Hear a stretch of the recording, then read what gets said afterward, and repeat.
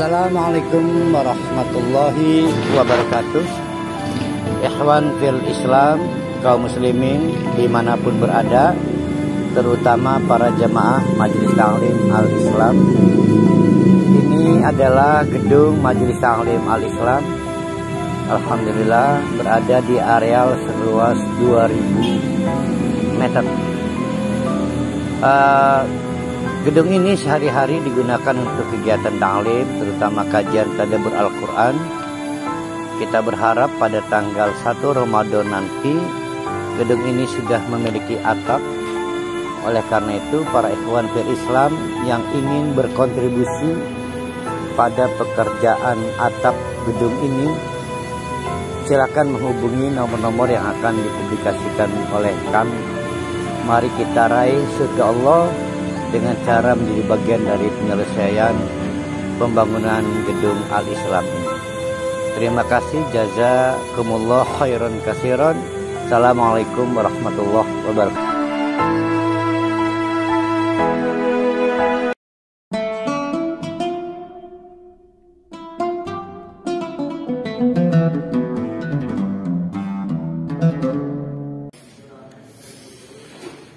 Assalamualaikum warahmatullahi wabarakatuh. Alhamdulillahi rabbil alamin, nahmaduhu wa nasta'inuhu wa nastaghfiruh wa na'udzu billahi min syururi anfusina wa min sayyiati a'malina. Man yahdihillahu fala mudilla lahu wa man yudlilhu fala hadiya lahu. Asyhadu an la ilaha illallah wa asyhadu anna Muhammadan abduhu wa rasuluh la nabiyya ba'da. Mari kita meneruskan kajian surah Yunus.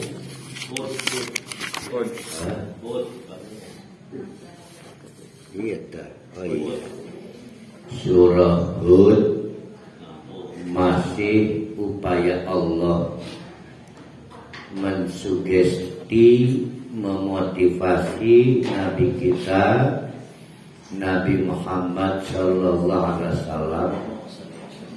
Rupanya Allah tanda petik kali ini ya. Kali ini maksudnya pengutusan Nabi Muhammad itu tidak ingin gagal, karena memang akan diskenariokan sebagai khatamul anbiya, nabi terakhir, rasul terakhir. Maka sekali lagi tanda petik tidak boleh gagal. Mungkin nabi-nabi sebelumnya tidak sukses, tandanya umatnya diazab, tandanya periode kenabiannya berakhir, berganti lagi dengan nabi lainnya, berganti lagi dengan nabi lainnya. Nah, Allah rupanya ingin Nabi Muhammad ini tidak mengalami kegagalan. Dan alhamdulillah, sebagaimana kita tahu melalui sejarah, 13 tahun di Mekah, 10 tahun di Madinah mengubah dunia sampai sekarang dan sampai akhir kiamat nanti. Bandingkan dengan periode Nabi siapa yang 900 tahun? Nabi Nuh. Oleh karena itu, cara kita melihat pengulangan kisah-kisah Nabi dalam berbagai surat, termasuk surat Hud, itu harus objektif. Jangan seperti selalu muncul pertanyaan, apa sih Ustaz, diulang mana. Kan selalu begitu ya. Saya masih ngasih murojaah ya. Karena ini saya mau menjawab pertanyaan yang sering terlontar di kalangan para santri. Kiai, kenapa cerita-cerita Nabi berulang-ulang terus di banyak surat? Ya, barang diwaca mekonon baik. Jawabannya adalah tampaknya Allah untuk Nabi Muhammad ini, sekali lagi tanda petik ini ya, tidak ingin gagal lagi, tapi tanda petik ya. Sehingga dapat kita buat kesimpulan awal bahwa nabi-nabi setelah Nabi Adam siapa itu? Nabi Nuh sampai Nabi Isa, sekali lagi tanda petik dianggap gagal, tidak sukses. Buktinya umatnya diazab, lalu berganti lagi dengan nabi lagi, nabi berikutnya. Nah, skenario untuk Nabi Muhammad tidak ingin gagal lagi. Maka Allah memiliki kepentingan memotivasi, mensugesti Nabi dengan banyak instrumen. Salah satu instrumennya adalah pengetahuan sejarah. Ya, pengetahuan sejarah. Nah, melalui surat Hud sudah berapa nabi itu ya, Allah paparkan untuk mensugesti Nabi Muhammad agar tidak gagal. Dan memang kita melihat Nabi Muhammad paling sukses 13 tahun di Mekah, 10 tahun di Madinah. Sekarang kita sudah bisa menikmati Islam ya, dengan berbagai keunggulan dibanding agama-agama Islam pada periode-periode nabi-nabi sebelum Nabi Muhammad. Nah, termasuk kisah yang akan kita bahas sekarang ini adalah episode dari ras yang sama. Kemarin kan kaum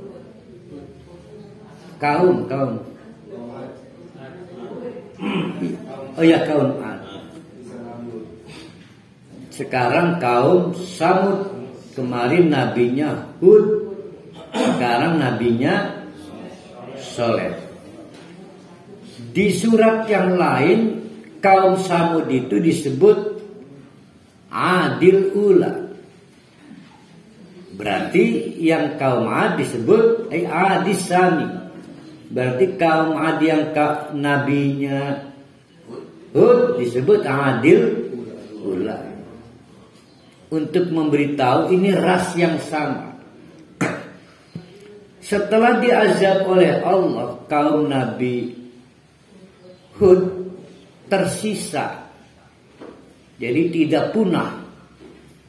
Tersisa pengikut-pengikut yang bersyahadat, beriman kepada Allah dan kepada Nabi Hud. Alhamdulillah, perjuangan Nabi Hud sukses. Yang musyrik, yang kafir mati, dan kemusyrikan lenyap, kekafiran lenyap. Dalam waktu tertentu kumat lagi. Seiring nabinya tiada, wafat. Menarik. Seiring nabinya tiada dan wafat. Jadi kekosongan kenabian ini rupanya mengubah kembali agama Islam kembali ke kegelapannya. yaitu yang biasa kita sebut dengan taklid, bid'ah. Jadi peninggalan Nabi Hud akhirnya broken, rusak. Rasnya sama, lokasinya juga nggak berbeda. Mereka sudah berganti nama dengan Samud. Tapi Al-Quran menyebut juga mereka dengan Ad As-Sani. Ad seri kedua yang sudah rusak agama Islamnya setelah pernah sukses Nabi Hud. Nah, maka Allah lagi-lagi menurunkan Nabi dari latar belakang kebudayaan, ras, bahasa yang sama. Kita sebut Nabi Soleh, masuk rumpun nabi-nabi Arab. Perbedaannya apa itu antara Nabi Soleh dengan Nabi Hud? Nabi Hud Rasul bukan? Rasul. Nabi. Ayo siapa yang ingat yang kita sebut Rasul tapi kitabnya nggak tahu kita?